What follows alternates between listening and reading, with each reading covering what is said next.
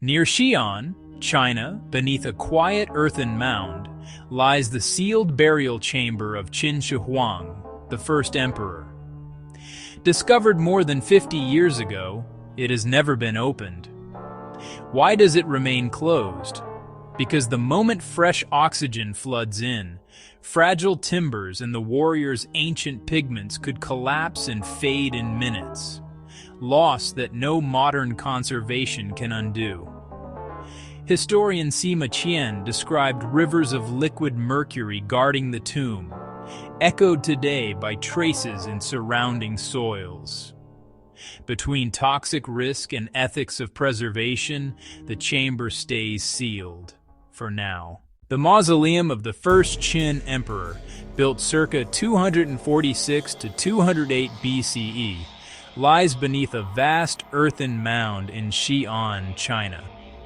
With an imperial necropolis spanning tens of square kilometers, the site includes processional roads, workshops, and subsurface palaces mapped only in outline. In 1974, local farmers exposed the first terracotta warriors. Yet the central burial chamber remains sealed to this day, its stability uncertain, its environment carefully preserved by remaining unopened.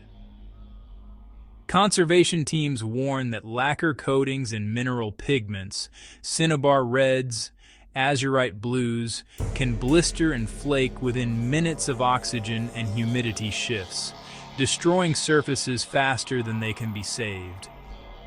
To reduce risk, researchers rely on non-invasive surveys, ground-penetrating radar, magnetometry, and electrical resistivity, revealing voids, walls, and possible watercourses without opening a single door.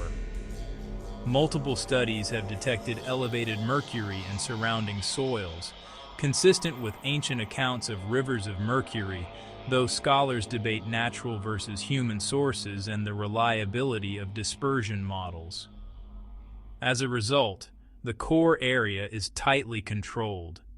The mandate is clear: protect context until technology can stabilize lacquer and pigments in situ, or recreate the tomb's microclimate during any entry. One breach could trigger irreversible loss. For now, the work is patient. Survey, document, and model the complex, while keeping the chamber intact. Each new dataset sharpens the map and the dilemma. Knowledge advances, yet the safest choice may still be to leave the emperor undisturbed. Until evidence proves an opening can be done without harm, containment remains the only responsible protocol. The real barrier isn't politics, it's protection. Strict heritage law, scientific caution, and unresolved conservation risks. Access is cordoned and mapped until preservation is certain. If we rush this tomb, what knowledge, what culture do we lose? On-site monitors log mercury vapor, humidity, and temperature in real time, baseline stable at night, with brief spikes at sunup near the mound's flanks. Aerial LiDAR strips away vegetation to map micro-relief, subsidence rings, and berm-like rises bracketing a probable central chamber. Ground-penetrating radar transects trace rectilinear voids at 10 to 20 meters depth, with corridor signatures linking a large cavity to smaller annexes. Soil geochemistry maps mercury hotspots far above background. Sources may be natural cinnabar veins or pooled metallic mercury consistent with early Han accounts. Bedrock imaging and fracture mapping outline pathways for vapor diffusion. A forced breach could vent contaminants downslope within minutes. In controlled trials, Qin-era pigments oxidize fast. Reds brown, blues fade, when oxygen and humidity spike immediately after exposure. Micro-CT of painted fragments shows salt crystallization and binder collapse in under 15 minutes without a controlled atmosphere. Best practice entry would require inert gas flooding, sub-percent oxygen, and long-term humidity lock. Logistics not yet feasible at full site scale.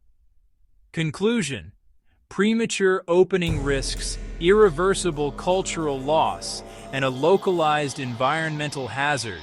Containment remains the only rational protocol. Stand down from the rush. Some doors are guarded by time itself.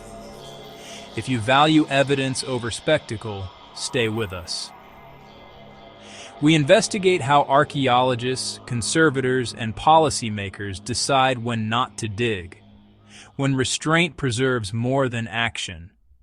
From labs where pigments are mapped grain by grain, to calibrated tools measuring the breadth of time, care replaces haste. We translate research into clear briefings: what is known, what is uncertain, and what should remain sealed for now. Follow and subscribe for measured deep dives into archaeology, conservation science, and World Heritage risk, where patience is a method. No hype, just data, context, and respect for the dead and for the living who inherit their world.